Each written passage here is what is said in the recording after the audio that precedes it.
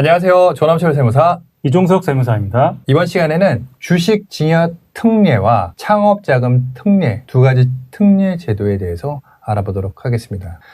전 시간에는 가업상속공제에 대해서 알아봤는데요. 이번 시간에는 돌아가시기 전에 활용할 수 있는 증여 특례입니다. 근데 하나는 주식 증여 특례입니다. 아버님의 회사에 주식을 증여했을 때 특례를 받는 거고요. 창업자금 특례는 보통 양도세 대상 자산이 아닌 현금 등의 현금성 자산을 받았을 때 특례를 받는 두 가지를 말씀을 드리는데요. 우선은 주식 증여 특례를 먼저 말씀을 드릴 텐데, 요건부터, 기본적인 요건부터, 그 다음에 사후관리 똑같이 한번 말씀을 드려볼 텐데요. 증여자 요건이 있습니다. 증여자 요건은 부모님이 되겠죠. 부모님이 될 것이고, 만 60세 이상이시고 10년 이상 중소기업에 근무를 운영을 하셨어야 되는 거고요. 그 다음에 아까와 비슷한 얘기지만은 10년 동안에 그 회사 법인의 지분의 50% 이상을 보유하고 있었어야 됩니다. 이게 가업상속공제도 마찬가지지만 이게 중간에 한번 단절이 되어버리잖아요. 그러면은 그거는 요건을 충족하지 못한 걸로 봐버립니다. 그리고 이제 그 50%라는 게 최대 주주 집단, 우리 과점주주 집단 이렇게 얘기하듯이 최대 주주 그 가족 특수관계 집단을 판단하기 때문에 아버지가 예를 들어 30% 갖고 있고 어머니가 20% 갖고 있고 본인이 10% 갖고 있어. 그럼 전체는 60% 갖고 있는 거기 때문에 장기적으로 봤을 때 그 부분이 해당이 된다고 하게 되면 문제는 없는 것입니다. 그렇군요. 네네, 그렇게 된다고 보시면 될 것 같고요. 수증자 요건 같은 경우는 18세 이상의 자녀 또는 배우자도 됩니다. 그리고 1인이 아니라 2인도 되게끔 2020년도 1월 1일부터 개정이 되어서 2인 이상도 된다. 그리고 증여세 신고 기한까지 가업에 종사해야 되고요. 또한 증여일로부터 5년 내에 대표이사로 취임해야 되는 그러한 요건이 있습니다. 지원 내역은 그러면 뭔가 혜택이 있지 않겠습니까? 아까 뭐 가업상속공제 같은 경우는 10년에서 20년 사이에는 200억, 20년에서 30년 사이에는 300억, 그 다음에 뭐 30년 이상이라고 하게 되면은 500억 공제를 받는 것처럼 그런 부분이 있는데, 그 부분에 있어갖고 증여특례는 어떤 게 있냐면은 5억까지는 세금이 없습니다. 비과세. 그리고 추가되는 30억에 대해서는 10%. 그리고 추가되는 맥스 65억까지, 토탈 100억입니다. 65억까지 20%의 세금이 과세가 됩니다.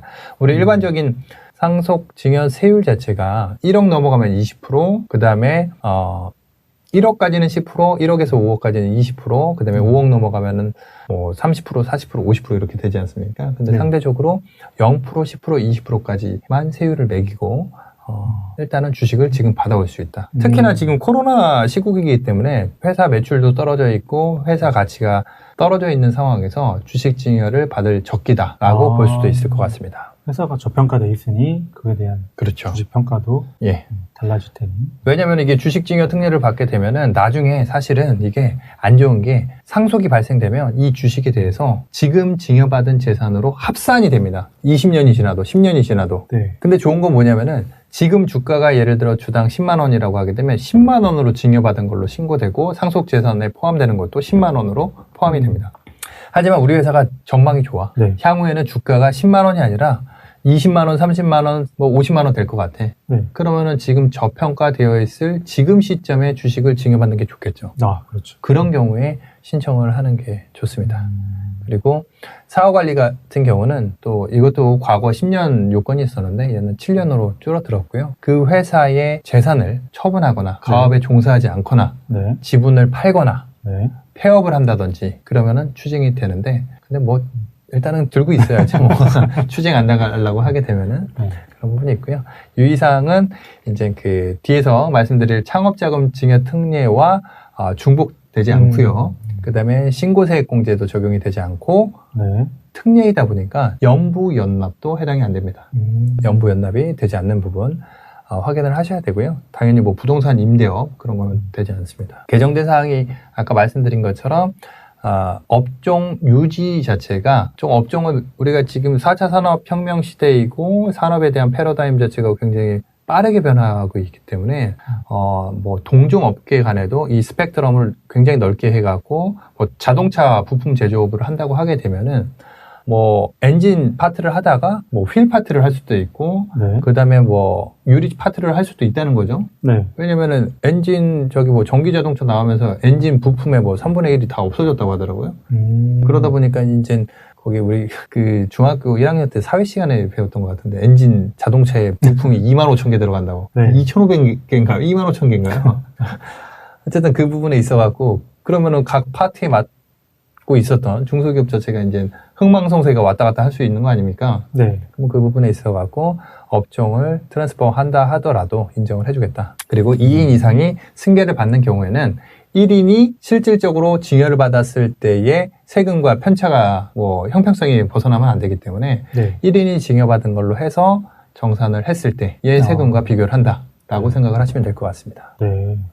그런 부분이 있고요. 그 다음에 아까 말씀드린 대로 징여 특례를 받게 되면 일반적인 징여보다는 훨씬 더 세금이 세이브가 되는데요.